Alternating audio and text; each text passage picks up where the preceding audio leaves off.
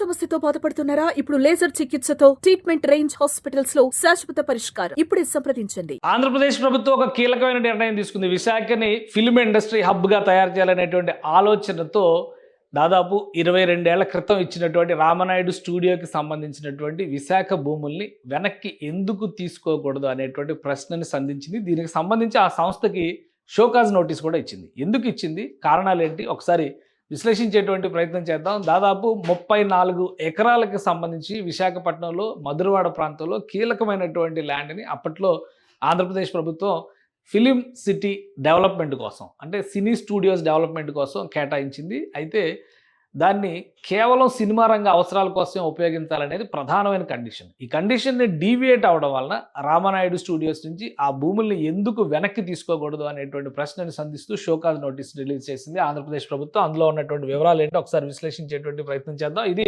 AP government release చేసినటువంటి show cause notice. విశాఖపట్నంలో ఉన్నటువంటి అధికారులు రెవెన్యూ డిపార్ట్మెంట్కి సంబంధించి ఈ నోటీస్ని సంబంధిత సంస్థకి సబ్మిట్ చేశారు. Visakhapatnam rural mandal Madhurawada village alienation of government lands measuring 34.44 acres survey number 336B in favour of managing director Suresh productions private limited for establishment of film studio and it's allied industries on payment of market value violation of conditions of alienation issue of show cause notice ఇది release చేశారు. దీనిలో కొన్ని ముఖ్యమైనటువంటి అంశాలను ప్రస్తావించారు, దానికి సంబంధించినటువంటి submission. ఎందుకంటే ఇది 34 ఎకరాల భూముల్ని తీసుకున్న తర్వాత 34.44 ఎకరాల భూములు సెంట్ల భూముల్ని తీసుకున్న తర్వాత 34 ఎకరాల 44 సెంట్ల భూములను తీసుకున్న తర్వాత దీన్ని పూర్తిగా సినిమా రంగ అవసరాల కోసం ఉపయోగించమని చెప్తే రామనాయుడు స్టూడియోకి సంబంధించినటువంటి అధినేతలు చేసిన పని ఏంటంటే ఇందులో దాదాపు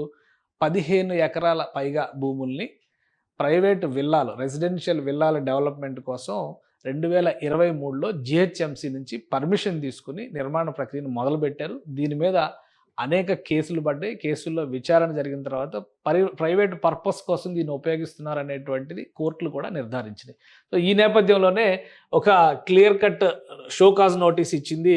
establishment of film studio and it's allied industries on payment of market value subject to conditions stipulated in board standing order 24 in the reference. ఇవన్నీ కూడా రెఫరెన్స్లన్నీ కూడా కోట్ చేశారు. సో ఇవన్నీ మొత్తం చదివితే మనకి చాలా కన్ఫ్యూజన్ వచ్చే అవకాశం ఉంటుంది కాబట్టి అసలు మ్యాటర్ ఏంటనేది మాత్రం ఇక్కడ చూద్దాం మనం. ఇది the honourable supreme court has issued interim orders in special leave petition 1890 of 2024 9/2/24 dated. ఆ రోజు జరిగినటువంటి దీనిలో స్పెషల్ ఆర్డర్స్ ఇచ్చింది. The subject property shall not be used for any purpose other than the purpose mentioned in the order being GOMS number 963 dated 19/2003. అప్పట్లో చంద్రబాబు నాయుడు గారి ప్రభుత్వం ఉంది.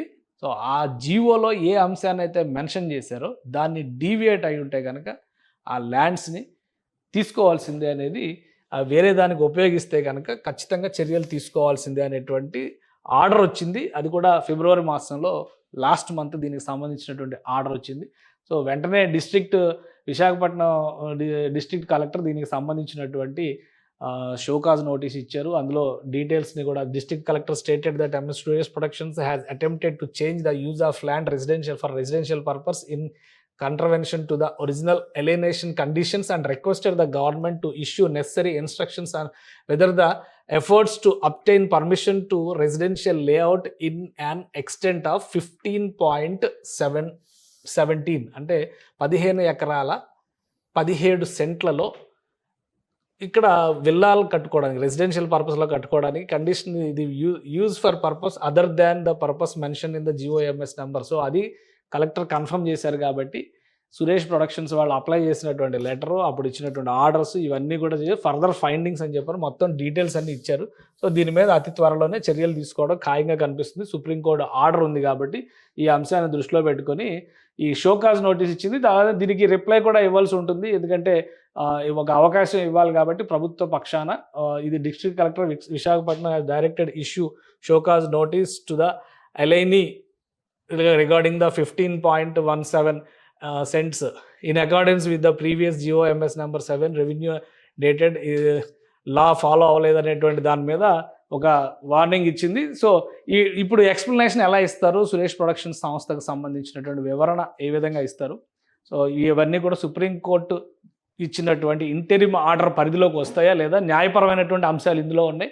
So ఈ న్యాయపరమైనటువంటి అంశాలని విశ్లేషించిన తర్వాత అవి ఒకవేళ డీవియేషన్స్ ఉంటే ఈ ల్యాండ్స్ని వెనక్కి తీసుకునేటువంటి అవకాశం ఉంటుంది.